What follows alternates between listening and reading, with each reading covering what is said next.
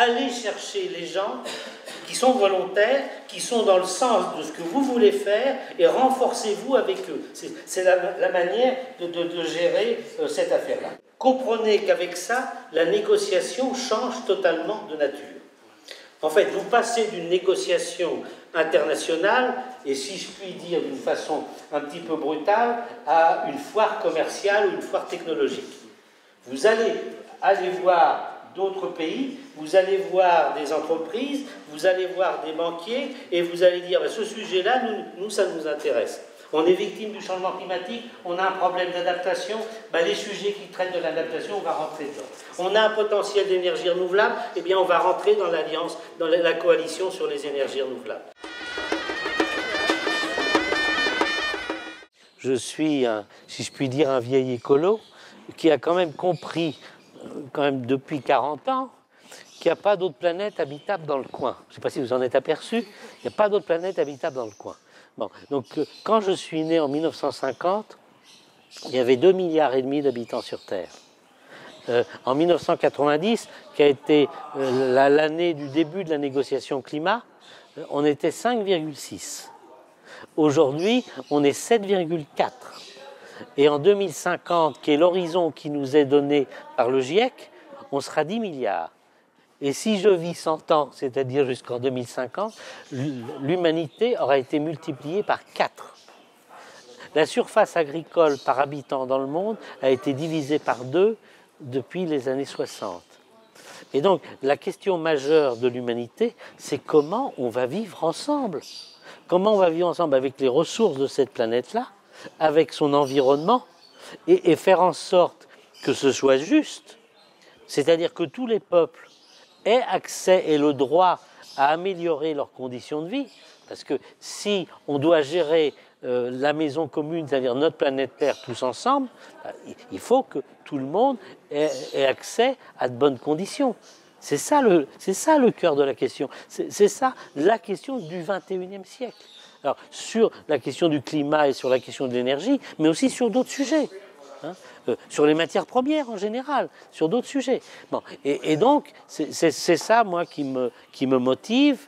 Et à ce moment-là, pour que l'humanité avance, il fallait que ceux qui étaient les plus en difficulté avancent. Parce que si l'humanité est déchirée, et vous voyez les conflits qu'il y a dans le monde en ce moment, si l'humanité est déchirée, la machine se bloque. C'est l'avancée commune, la mise en marche de l'humanité tout entière qui fait la dynamique de l'ensemble.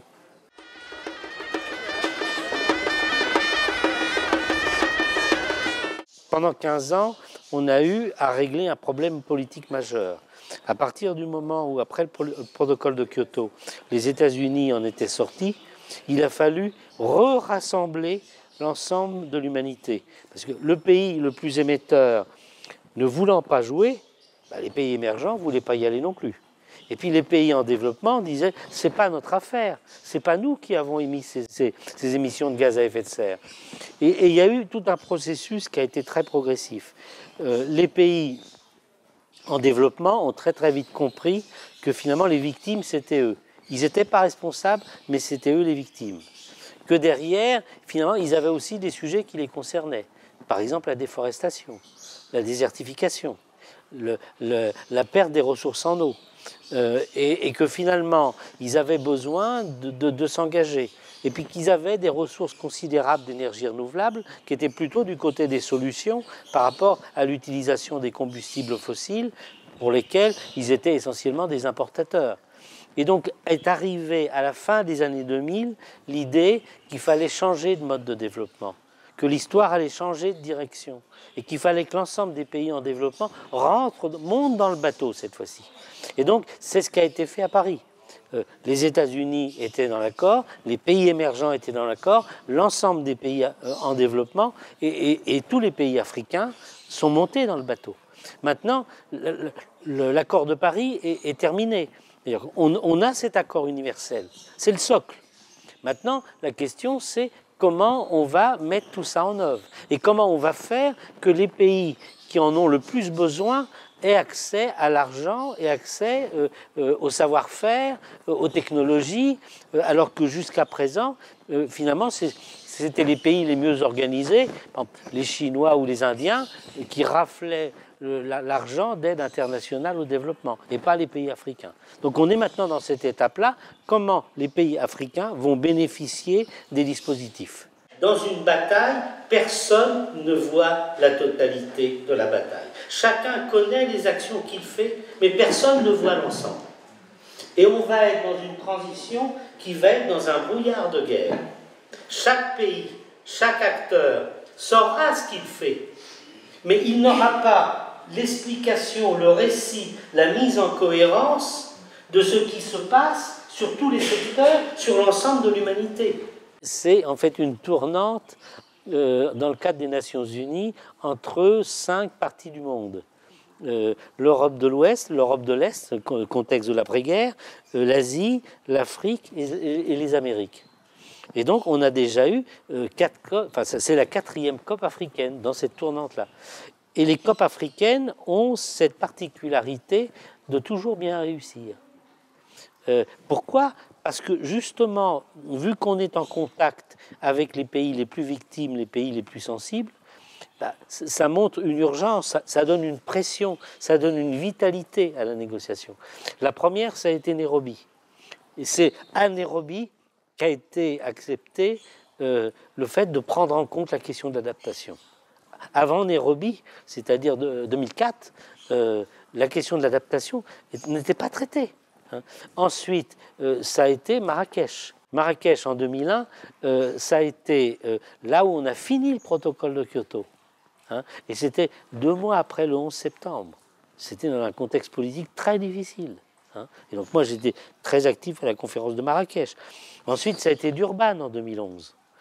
Durban en 2011 qui a cautérisé l'échec de la conférence de Copenhague. Et qui a dit, alors ça tient 3 lignes, il faut un accord universel avec tous les pays qui acceptent de limiter les émissions, la température à 2 degrés et qu'on ait un accord international en 2015. Et donc c'est Durban qui a fait le cahier des charges de la conférence de Paris. Et puis maintenant, à la conférence de Paris étant passée, ayant fait son boulot, on revient à Marrakech pour se dire comment on passe à l'action, comment l'ensemble des pays du monde vont en bénéficier. Bon. Et le Maroc a fait une très très bonne contribution nationale. Enfin, sa stratégie 2030, avec par exemple la déclaration du roi, qu'en 2030, il y a 52% de l'électricité au Maroc serait base d'énergie renouvelable. Les instances internationales, la Banque mondiale, elles n'aiment que les pastèques. À moins de 200 millions, ça ne l'intéresse pas. Bon. La grande majorité des actions dans les pays en développement, ce n'est pas des projets individuels à 200 millions de dollars. C'est des petits projets. Donc il faut les organiser en grappes. Plus les pays africains sont groupés, plus ils obtiennent sur la scène internationale. Alors tout le dispositif maintenant issu de la conférence de Paris, ça s'appelle des coalitions. Des coalitions sur des thèmes, sur des filières, sur des grands enjeux, l'adaptation, la protection des forêts, le développement des énergies renouvelables, et il y en a au total 77 coalitions. Maintenant, quels sont les pays africains qui sont impliqués dans ces coalitions? Comment ils vont entrer? Comment ils vont en bénéficier? Bon, et ces coalitions, ça va être le lieu de l'organisation. Il va y avoir des secrétariats qui vont se mettre en place. Il y a des financiers qui viennent là, parce qu'il y a des producteurs de matériel qui se disent moi, je vais là avoir des clients pour les matériels que je peux vendre. Il y a des ONG qui viennent pousser sur ces enjeux-là. Il y a des scientifiques qui sont là. Et donc faire en sorte que les pays africains soient dans cet environnement qui les tirent et sur lesquels ils sont directement, dès le départ, bien placés pour accéder à ces dispositions-là. Et donc, c'est ça qui couvre l'ensemble. Alors derrière, bien sûr, il y a la question des financements. Alors, avec les pays les plus pauvres, il faut que ce soit du don, des subventions. Les pays qui sont un peu plus développés, ils peuvent avoir des emprunts. et donc avec de l'argent bancaire, etc. Il faut qu'il y ait des projets industriels qui viennent dans les pays. Il faut qu'il y ait du renforcement de capacité, c'est-à-dire quand même en grande partie des programmes de formation. Programmes de formation pour les États, pour les collectivités locales, pour les entreprises, pour les opérateurs de terrain. Et donc, mais ce paquet-là, l'ensemble de ces trois composantes, c'est tiré par la première, qui est la question des coalitions. En France, chacun d'entre nous, à titre personnel, doit d'ici 2050 diviser par 4 ses émissions de gaz à effet de serre. Posez la question à des gens que vous connaissez. Est-ce qu'ils savent le faire? Ils vont vous dire, mais je ne sais pas comment faire. Moi, je ne peux pas le faire uniquement avec mon comportement. Il faut effectivement qu'il y ait l'État qui aide, il faut qu'il y ait les entreprises, il faut que les maires y aident. Donc encore une fois, ça renvoie à cette question de coalition d'acteurs. C'est la coalition d'acteurs, c'est la mise en récit d'un futur réussi de l'ensemble des acteurs à travers la mise en mouvement qui va construire l'adhésion des populations. Et sans l'adhésion des populations, on n'y arrivera pas. On peut avoir le plus bel accord politique de Paris, si les gens derrière ont le sentiment qu'ils ne peuvent pas y aller, ben ils vont voter contre ça. Et je voudrais là, pour le coup, lancer un très gros appel du pied à nos amis de la francophonie. La francophonie nous aide techniquement dans ces questions climat, mais la francophonie, c'est quand même d'abord un acteur culturel. Est-ce qu'on entreprend le projet culturel d'aider les populations à comprendre le changement de civilisation qui est devant nous et à comprendre quelle est la puissance de la dynamique de ce siècle? Encore une fois, je vais vous dire ce que je dis à chaque fois, il faut aimer le XXIe siècle.